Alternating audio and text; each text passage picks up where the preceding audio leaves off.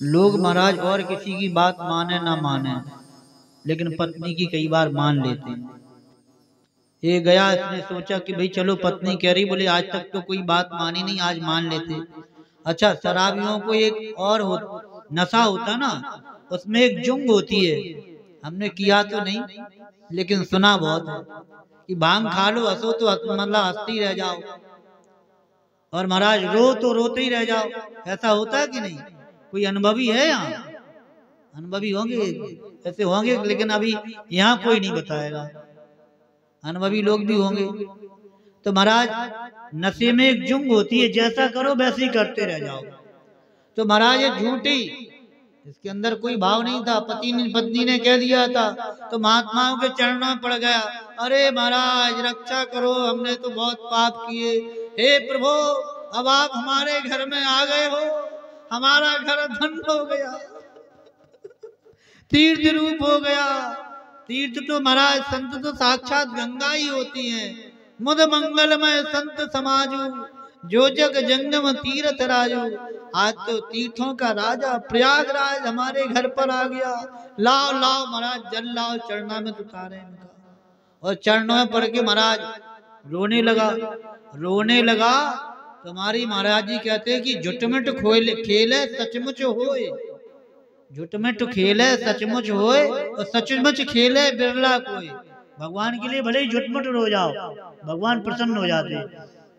एक बार कहीं कथा हो रही थी, तो गांव के प्रधान जी थे, आगे बैठते थे वो आके, और व्यास जी महाराज बढ़िया करुणा का प्रसंग करते, और महाराज सब भक्त रोते, लेकिन प्रधान जी की आंख में आंसू नहीं आते। और प्रधान जी को महाराज दुख भी होता कि हमारे आंख में आंसू नहीं हो रहे। तो एक दिन क्या किया महाराज, अपने उसमें थोड़ी सी लाल मिर्ची लगा के ले गए, वो बांध के गए, बोले आज हम रोएंगे कथा में। तो लाल मिर्ची ली महाराज, अपने पटके में बांधी, और जैसे करुण प्रसंग चला, और लाल मिर्ची ऐसे लेके और आंखों में ऐसे लगा लेते आंसू की धार। अब तो व्यास जी कह रहे जय हो, देखो प्रधान जी कितने भावुक हैं, कितने भाव से रो रहे हैं। और सब लोग प्रधान जी को दे बोले जय हो, देखो आज 7 दिन की कथा सुनने के बाद इनका भाव आज जगा। बोले जय हो, देखो इनके सारे पाप नष्ट हो गए और इनका आज भाव जगा। लोग तो सोच रहे थे कि भाई सचमुच रो रहे हैं, लेकिन प्रधान जी खुद जान रहे थे कि हम कैसे रो रहे हैं। लेकिन भगवान उनके भाव पर रीझ गए। न जाने कौन से गुण पर दयानिधि रीझ जाते हैं। न आए मधुपुरी से गोपियों के क्रंदन को सुन करके, लेकिन द्रौपदी के बुलाने पर द्वारिका से दौड़ आते हैं। न जाने कौन से गुण पर दयानिधि रीझ जाते हैं। भगवान रीझ गए उनको। फिर महाराज दर्शन भी हुए, उन्होंने बताया अनुभव अपना संत को उनको। तो महाराज ये अजामिल था, संतों के चरणों में लौट गया, बोले प्रभु अब तो कृपा करो, रक्षा करो, मैंने बहुत पाप किया, और देखो हम भक्त नहीं, हम तो कम भक्त हैं। महाराज दारू पीते हैं, शराब पीते हैं, मदिरा पान करते हैं, और संतों को विश्वास नहीं, भैया इतना श्रेष्ठ भगत चरणों में पड़ गया, लौट गया। बोले कोई बात नहीं, बैठो बैठो। संतों को महाराज बड़े प्रेम से बैठाया।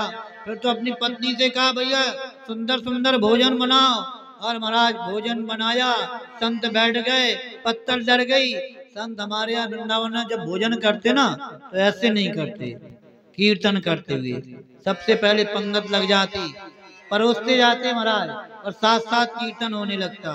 सिया हरि नारायण गोविंदे भजो, रामा कृष्णा गोविंदे। अभी समय कम है ना, इसलिए नहीं सुना रहे। गोविंद गोविंद गाओगे, प्रेम पदारथ पाओगे। पिया हरि नारायण गोविंदे भजो, रामा कृष्णा गोविंदे। बोलो संतों हरि हरि, मुख पे मुरली अधर धरी। बोलो संतों हरे हरे, मुख पे मुरली अधर धरे। जिया हरि नारायण गोविंदे भज राम कृष्ण गोविंदे। जिया राम कृष्ण गोविंदे भज राम कृष्ण गोविंदे। गोविंद गोविंद गाओगे प्रेम पदार्थ पाओगे। गोविंद गोविंद गाओगे प्रेम पदार्थ पाओगे। जिया हरि नारायण गोविंदे भज राम कृष्ण गोविंदे। जिया राम कृष्ण गोविंदे भजो राम कृष्ण गोविंदे। गोविंद नाम विसारोगे जीती बाजू हारोगे। ओ गोविंद नाम विसारोगे तो जीती बाजी हारोगे। जिया हरि